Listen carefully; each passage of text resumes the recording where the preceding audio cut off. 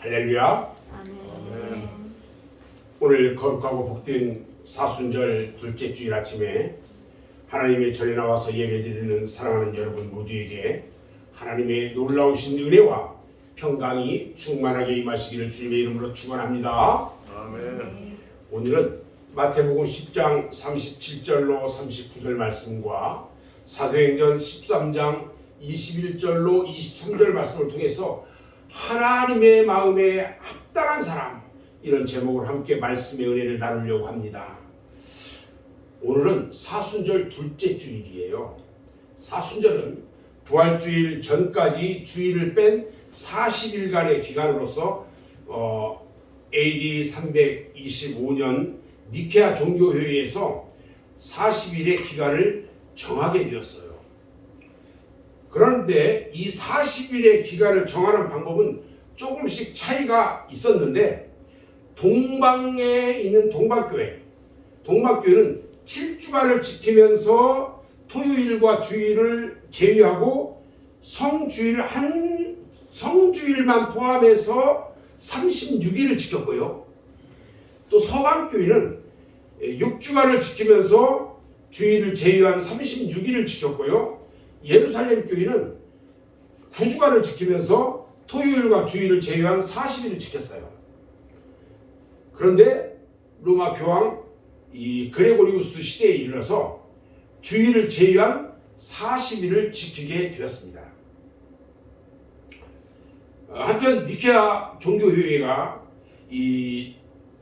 이것을 결정을 하는데, 충분히 지나고 만월이 달이 꽉 찬 만월이 된 후 첫 주일을 부활주일로 지키도록 결정을 하면서 사순절은 항상 수요일에서 시작하도록 그렇게 되었어요.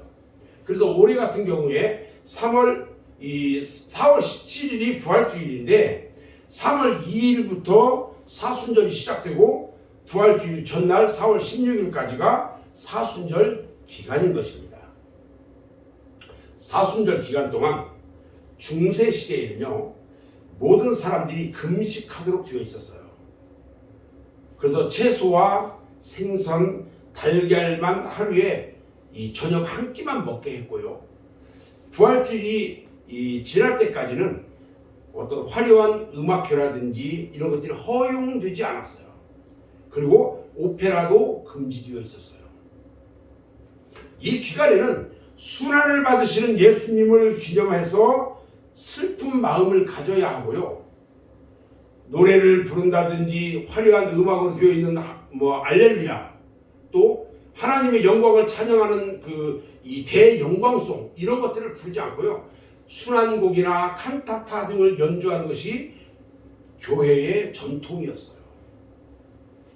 이렇게 교회의 역사 가운데 나타난 사순절을 지키는 방법들은 예수 그리스도의 고난을 먼 발치에서 구경꾼의 한 사람으로 바라보는 것이 아니라, 믿는 사람 모두가 각기 자기 십자가를 지고 주께서 당하신 고난의 길에 함께 동참한다는 그런 의미를 가지고 있었어요. 이제 오늘 이 말씀의 본문으로 이제 들어갈 건데, 오늘 우리가 읽은 이 두 곳의 말씀은, 그 중에 마태복음의 말씀은 어떤 말씀이냐면 예수님께서 제자들에게 교훈하신 말씀이에요. 천국에 들어가기에 부적격한 사람이 어떤 사람이냐, 이것을 우리에게 가르쳐주는 말씀이고요. 또 사도행전에 있는 말씀은 사도 바울이 제일 처음 전도 여행을 갔을 때에 비시디아 지방 안디옥 교회당에서 설교한 내용의 말씀이에요. 근데 다윗이 왕으로 세움을 받을 때 그 다윗이 하나님의 마음에 합당한 사람이었다는 거예요. 그런데 성경을 자세히 보면요, 우리 성도들의 최종 목적지인 천국에 들어가는데 반드시 거쳐야 할 시험이 있어요. 그 시험에 합격해야 들어갈 수가 있어요. 만약에 천국 시험에 실격되면 들어갈 수가 없다는 거예요. 그래서 저는 오늘 천국에 들어갈 수 있는 하나님 마음에 합당한 사람은 누굴까? 함께 생각을 해보려고 합니다. 자, 하나님 마음에 합당한 사람은 과연 어떤 사람일까? 사람들이 살아갈 때요, 모든 것이 맞지 않으면 여러 가지 많은 문제들이 일어나기 시작해요. 예를 들어서 직장이 맞지 않고요, 환경도 맞지 않고, 성격도 맞지 않고, 방법도 맞지 않고, 심지어는 음식이 맞지 않아도 살기가 어려워요. 부부가 결혼해서 함께 살다가도요, 성격이 맞지 않는다고 이혼하는 사람도 참 많아요. 직장에 다니다가도 직장이 맞지 않는다고 회사를 그만두는 사람도 있고요. 힘들게 들어간 대학도 자기 적성에 안 맞는다고 그만두는 사람도 있더라는 거죠. 성경에 보면 하나님의 마음에 맞지 않는 사람들이 있었어요. 하나님의 마음에 잘 맞는 사람들이 있었어. 그 사람들이 누구냐면요, 노아 알죠? 노아 할아버지. 노아가 하나님의 인정을 받은 사람이었고요. 아브라함도 그랬고, 이삭도 그랬고, 야곱도 그랬고, 요셉도 다 모두가 하나님 마음에 맞는 사람이었어요. 또 욥이 있어요. 욥은 하나님께로부터 동방의 의인이라고 하나님이 인정한 사람이었고요.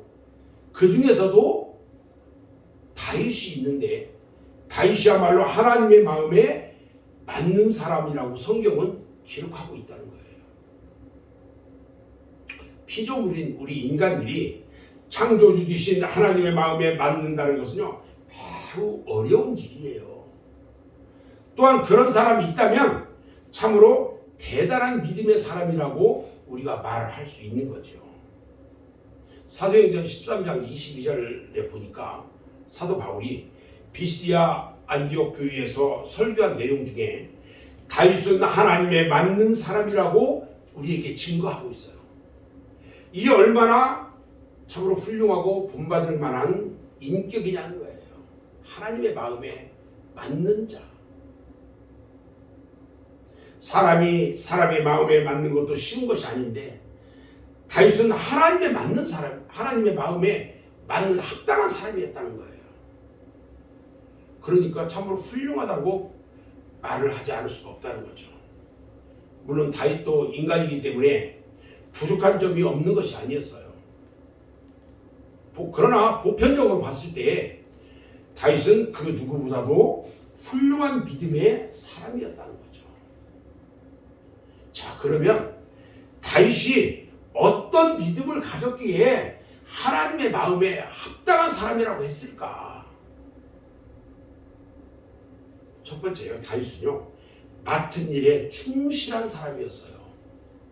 사무엘은 하나님으로부터 베들레헴에 가서요, 이새의 아들 중에서 한 사람을 택해가지고 기름을 부어 왕으로 삼아라, 이런 명령을 받고 와서 이새의 집에 찾아갑니다. 그리고 이새의 아들들이 총 8명이었는데 장남 아비나답을 비롯해가지고 7명이 모두 사무엘 앞을 다 지나갑니다. 그런데 하나님께서 그 아들들 중에 왕으로 택할 사람이 하나도 없다고 택하지 않아요. 이때 사무엘이 말합니다.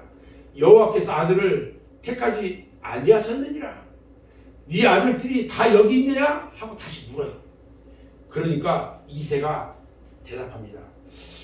아직 말째가 하나 있긴 있는데, 마지막 8째가 있는데 그가 지금 저 들녘에서 양을 치고 있습니다.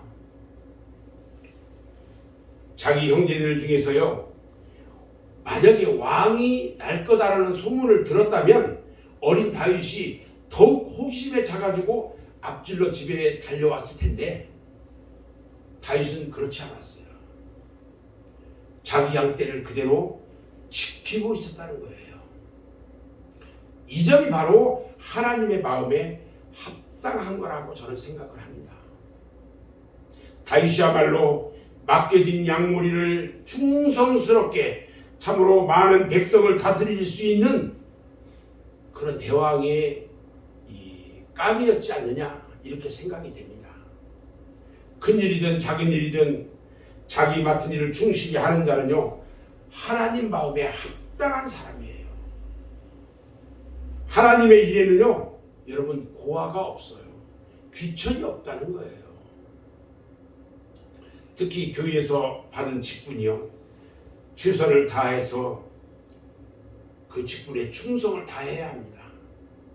충성하지 않는 사람에게는 우리 주님께서 재림하시는 날 악하고 게으른 종아, 저주를 받은 자들아, 나를 떠나 마귀와 그 사자들을 위하여 예비된 영원한 불에 들어가라. 여러분, 우리 주님께서 분명히 말씀하셨어요.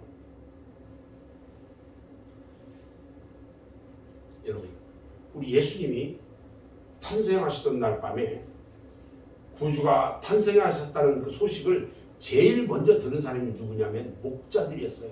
들에서 양을 치는 목자들이었어요.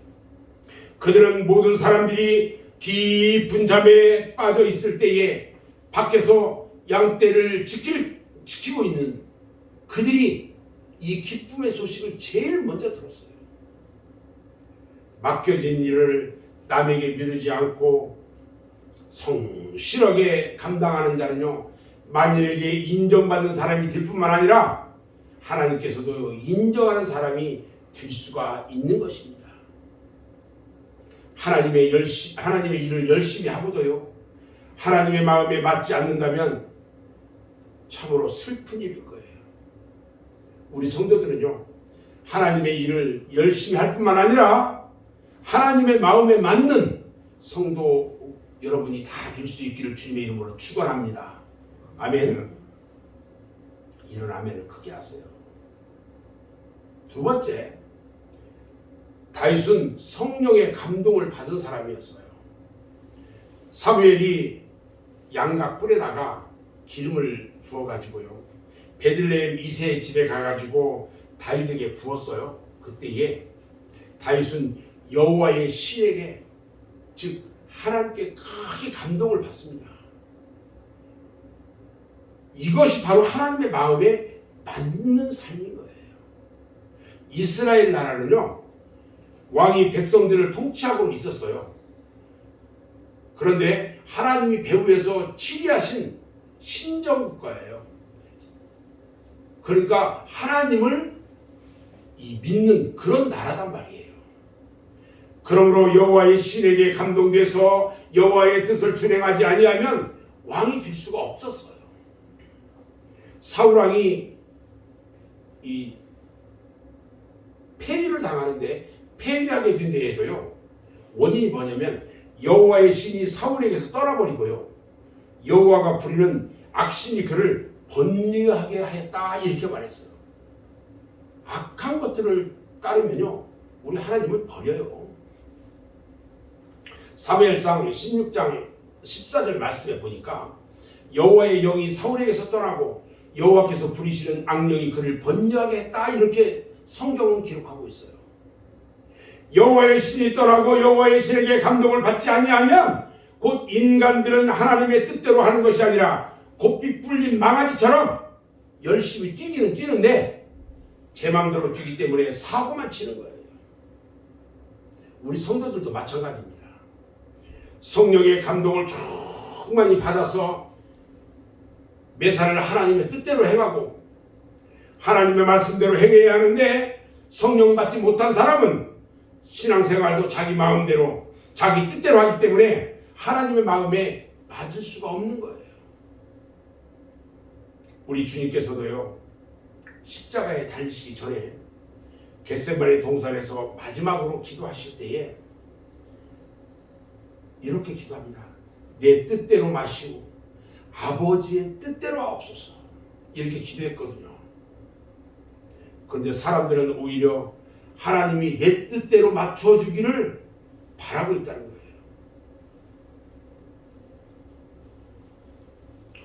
우리는 여호와의 신에게 감동을 받아야 합니다. 감동받은 사람은요, 심령이 부드러워져서 하나님의 말씀을 수용할 수가 있어요. 그래서 하나님의 뜻대로, 하나님의 말씀대로, 하나님의 계명대로, 하나님의 율례와 법도대로 살게 되는 거예요. 우리가 주의 일을 할 때에 성령의 감동을 받지 않고서는요, 할 수가 없어요. 성령의 감동을 받아서 우리는 기쁜 마음으로 해야 하는 겁니다. 그래야 교회도 자주 오고 싶고요. 헌금도 좀 자주 드리고 싶고 성령의 감동되어야 봉사도 하고 싶은 마음이 드는 거예요. 내 안에 성령께서 계속 역사해야 돼요. 시간마다, 날마다, 시간마다, 순간마다 역사해야 돼요.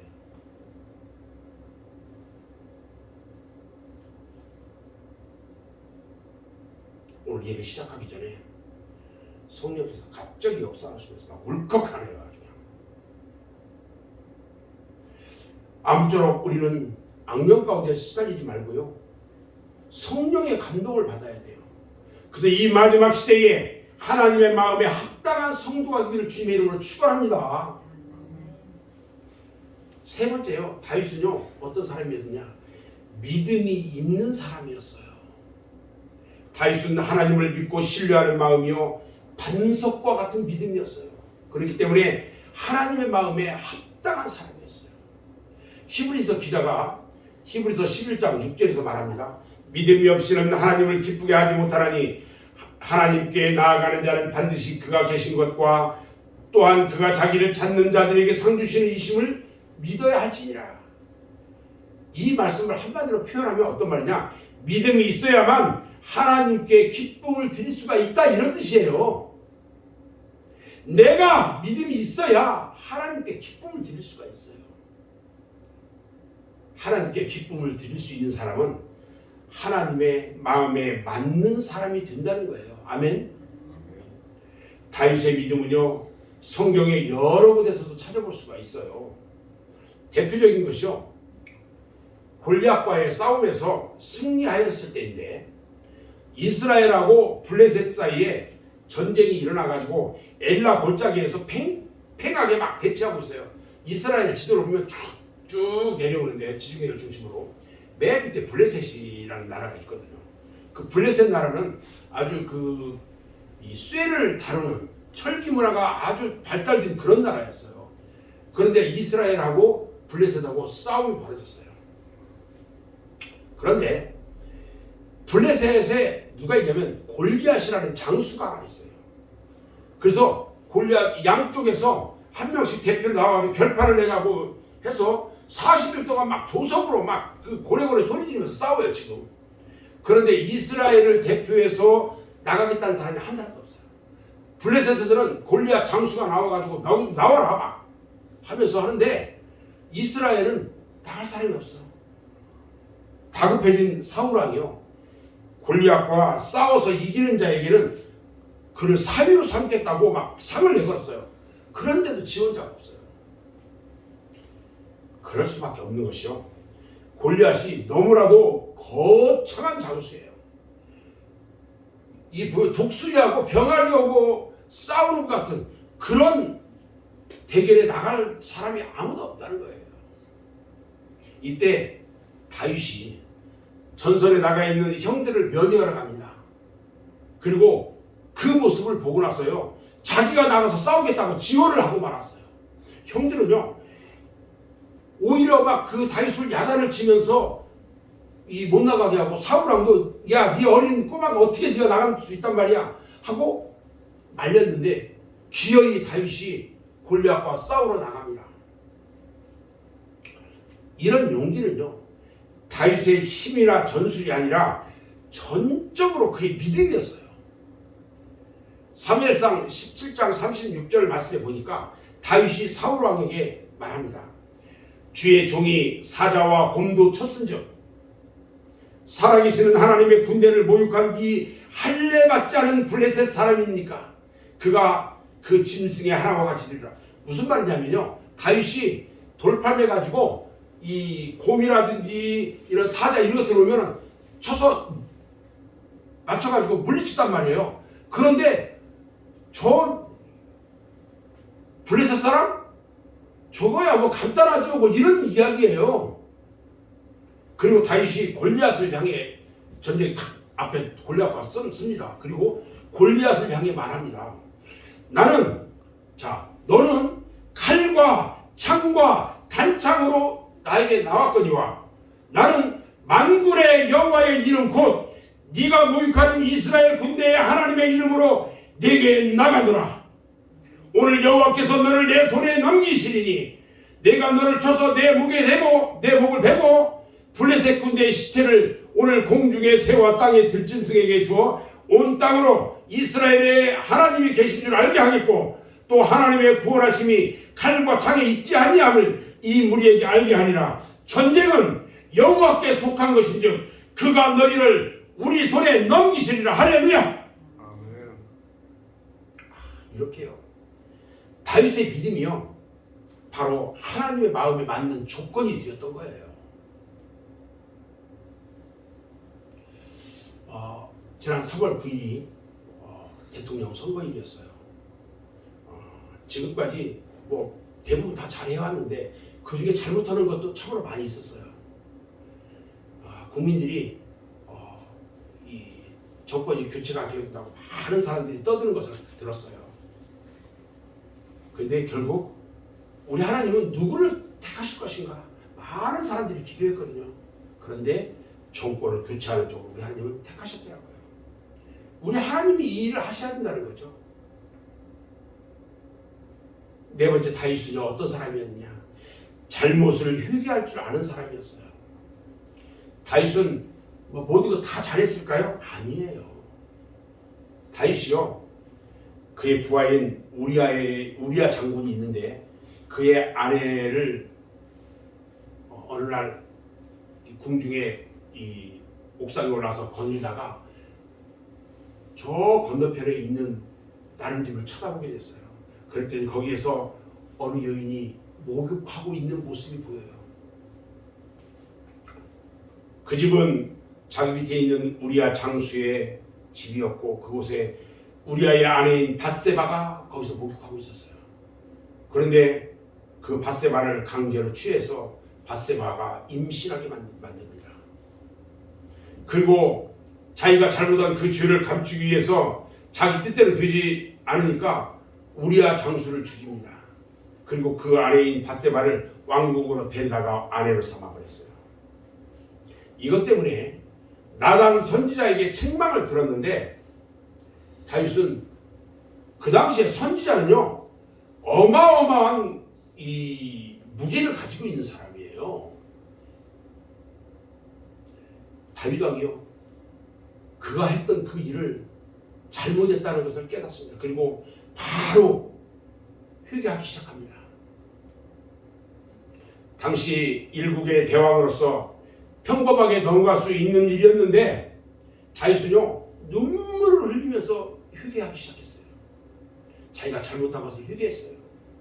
바로 이 회개의 마음이 하나님 마음에 맞는 마음이었다는 거예요. 하나님은 우리들에게 왜 죄를 지었느냐고 책망하기보다는 왜 회개하지 않느냐고 책망하고요. 하나님은요 여러분 자비롭고요 은혜롭고요 노하기를 더디하시는 하나님이에요. 그래서 우리가 어떤 죄를 범했을 때도 진심으로 회개하고 돌이켜 하나님께로 돌아온다면 우리 하나님은 모든 죄를 다 용서해 주시고 기억하지도 않는다고 약속하셨어요. 이사야서 43장 25절 말씀을 보면 나는 나를 위하여 네 허물을 도말하는 자니 네 죄를 기억하지 아니하리라 그랬어요. 우리 주님께서도요 마태복음 9장 13절에서 말씀합니다. 나는 의인을 부르러 온 것이 아니요 죄인을 부르러 왔도다 그랬어요. 다윗은요 밤마다 눈물로 요를 적셔 회개하면서 용서를 빌었고요. 그래서 용서함을 받아요. 그가 우리 하나님께 마음에 맞는 사람이었다는 거예요. 죄는요 하나님을 슬프게 합니다. 그러나 회개는요 하나님을 기쁘게 한다는 사실을 알아야 할 것입니다. 아멘. 두 번째, 하나님 나라에 합당하지 못하는 사람은 어떤 사람일까? 예수님께서는요 하나님의 나라에 합당치 않은 사람은 천국에 들어갈 수 없다고 분명하게 말씀해 주셨어요. 그러면 어떤 사람이 하나님 나라에 들어가지 못하는 사람이냐는 거예요. 오늘 우리가 분명하게 깨달아야 할 것은 우리가 하나님을 믿고 주여 주여 하는데 마지막 날에 천국에 들어가지 못할 것을 염려하고 걱정해야 한다는 거예요. 마지막 날에 내가 예수 믿는데 천국에 무조건 들어갈 줄 알았는데 마지막 날에 천국에 들어가지 못한다면, 그래서 여러분 항상 깨어 기도해야 합니다. 등불만이 아니라 성령의 기름까지 준비해서 반드시 천국에 들어갈 수 있기를 주님의 이름으로 축원합니다. 아멘. 세상 사람들을요 예수님보다 더 사랑하는 자는 하나님 나라에 합당하지 않다고 그랬어요. 오늘 본문 말씀 마태복음 10장 37절에 예수님이 분명하게 말씀하셨어요. 아버지나 어머니를 나보다 더 사랑하는 자는 내게 합당하지 아니하고 아들이나 딸을 나보다 더 사랑하는 자는 내게 합당하지 아니하다고 그랬어요. 우리가요 세상을 사랑하면서 부모나 자식을 사랑하지 않는다면 안 돼요. 이건 사랑해야 돼요. 반드시 그 누구보다도 부모나 자식들을 더 사랑해야 돼요. 그러나 그것이요 신앙을 제쳐놓고 하나님보다도 더 가족을 사랑한다면 그것이 바로 죄가 되는 거예요. 그러면 우리들은요 항상 하나님 우선주의로 살아야 한다는 거예요. 이 원칙이 무너지면 하나님의 진노와 환난의 시험을 당하게 된다는 거예요. 또요 두 번째는요 자기 십자가를 지고도 주님을 따르지 않는 사람은 하나님 나라에 합당치 않다고 그랬어요. 오늘 본문 38절 말씀에 주님이요 또 자기 십자가를 지고 나를 따르지 않는 자도 내게 합당하지 아니하리라 이렇게 분명하게 말씀하셔요. 사랑하는 여러분, 십자가는 영광이 아니에요. 십자가는요 수치와 치욕이에요. 멸시와 천대와 고통과 괴로움이에요. 십자가는요. 이 십자가에 달리신 주님을 생각해 보세요. 우리가 예수 믿는 것은요 십자가를 지는 생활이에요. 예수 믿고 편하려고 하면 안 돼요. 예수 믿으면요 예수 믿은 그날부터 고난과 형극의 길을 가야 돼요. 많은 사람들이 예수를 믿으면 금방 병도 낫고요 무슨 일이든지 잘 되고 만사가 형통하는 줄로 알고 있다가 실족해서 낙심하는 사람들이 많이 있어요. 어느 날 예수님의 제자들 중에 야고보와 요한의 어머니가 예수님을 찾아옵니다. 그리고 예수님께 부탁을 해요. 뭐라고 부탁하나? 주께서 예루살렘에 이제 들어가시면 나의 이 두 아들을 주님의 나라에서 하나는 주님의 오른쪽에 하나는 주님의 왼쪽에 앉게 해주세요. 그래요. 청탁하면서 예수님이 예루살렘으로 들어갈 때 왕으로 들어갈 거로 알고 있어요. 그리고 하나는 좌의정, 하나는 우의정, 하나는 국무총리 시켜주고 하나는 부총리 시키달라는 얘기예요. 이 말을 들은 예수님이 너희 구하는 것을 너희가 알지 못하는도다. 너희가 나의 마시는 잔을 마시면 나의 받는 세례를 받을 수 있느냐? 이렇게 물어요. 재밌습니다. 요한의 모친이요 아무 생각 안 하고 할 수 있습니다. 뭐 두 자식만 이렇게 딱 해주면 할 수 있죠. 그런데 이 야고보와 요한의 모친이 착각을 하고 있었어요. 사실 예수님이 말씀하신 예수님이 마시는 잔 그리고 예수님이 받을 세례는요 십자가에 달려서 고난당하는 말씀이에요. 그런데 네가 할 수 있냐? 무조건 하겠대요. 할 수 있대요. 아무 생각 없이. 예수님께서요 너희가 나의 마시는 잔을 마시며 나의 받는 세례를 받을 수 있느냐? 물으신 질문은요 너희가 나의 십자가를 질 수 있느냐? 이 뜻이에요. 그러나 정작 예수님이 십자가를 질 때는요 아무도 없었어요. 제자들도 없었어요.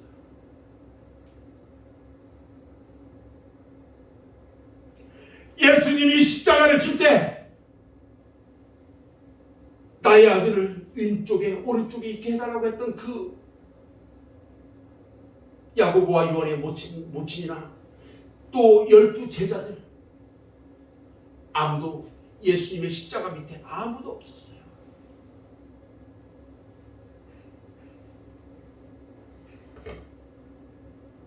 그래서요, 애꿎은 구레네에서 온 사람 시몬이 붙들려 가지고 예수님 대신에 십자가를 지고 골고다까지 올라가는 그런 일이 있었어요.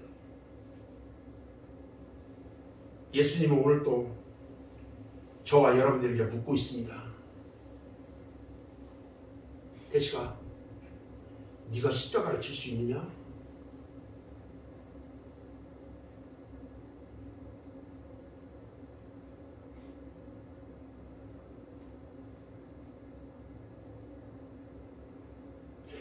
윤 목사, 네가 십자가를 칠 수 있느냐? 사랑하는 여러분, 여러분들에게 묻습니다. 여러분들은 십자가를 칠 수 있습니까? 그런데 어떻습니까? 때로는 자기에게 주어진 십자가가 무겁다고 내려놓지는 혹시 않았나요? 때로는 십자가가 무겁다고 불평과 원망을 하지 않았나요? 사실 저도요, 어떤 때는 목사라는 십자가가요, 너무나 무겁고 너무나 무겁게 느껴질 때가 많아요. 그럴 때는 솔직히요, 벗어버리고 싶을 때도 있어요. 내려놓고 싶을 때도 있어요. 그러나 주님께서 주신 십자가를 어떻게 벗어놓을 수가 있단 말입니까? 내가 누구 때문에 구원을 받았는데 그 십자가가 무겁다고 어떻게 벗어버릴 수가 있느냐는 거예요. 주님은 누가복음 9장 62절에서 말씀합니다. 예수께서 이르시되 손에 쟁기를 잡고 뒤를 돌아보는 자는 하나님 나라에 합당하지 아니하다 말씀하셨어요. 여러분, 하나님의 뜻대로 행하지 않는 사람도요, 하나님 나라에 들어가지 못합니다. 마태복음 7장 21절로 23절에 보니까요, 나더러 주여 주여 하는 자마다 다 천국에 들어갈 것이 아니요 다만 하늘에 계신 내 아버지의 뜻대로 행하는 자라야 들어가리라. 그날에 많은 사람이 나더러 이르되 주여 주여 우리가 주의 이름으로 선지자 노릇하며 주의 이름으로 귀신을 쫓아내며 주의 이름으로 많은 권능을 행하지 아니하였나이까 하리니 그때에 내가 그들에게 밝게 말하되 내가 너희를 도무지 알지 못하니 불법을 행하는 자들아 내게서 떠나가라. 사랑하는 여러분, 이 말씀을 주의 깊게 들어야 합니다. 결국 우리가 아무리 예수를 오래 믿었다 할지라도, 아무리 직분이 집사고 권사고 목사 장로라고 할지라도 그 직분이 구원받은 것과는 아무런 상관이 없다는 것입니다. 그리고 지난날 아무리 은혜를 많이 받았어도 지금 이 순간 내게 믿음이 없으면 아무 소용이 없다는 것입니다. 여러분,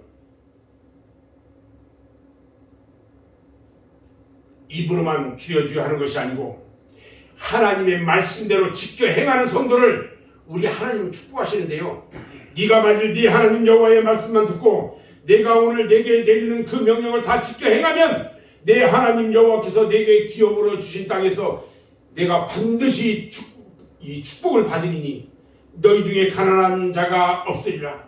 네 하나님 여호와께서 내게 허락하신 대로 내가 복을 주시니 네가 여러 날에 구원 줄지라도 너는 꾸지 아니하겠고 네가 여러 나라를 통치할지라도 너는 통치를 당하지 아니하리라 하고 신명기 15장 4절로 6절에서 우리에게 말씀하고 있어요. 여러분, 하나님의 마음에 합당한 자 되시기를 바랍니다. 저는 이제 말씀을 정리합니다. 대통령의 마음에 맞는 사람은요, 출세해가지고 부귀와 명예와 영화를 누릴 수가 있어요. 스승의 마음에 맞는 제자는요, 스승의 후계자가 될 수 있어요. 남편의 마음에 맞는 아내는요, 남편의 사랑을 받을 수 있고요, 아내의 마음에 맞는 남편은 아내의 사랑을 받아 행복해질 수가 있어요.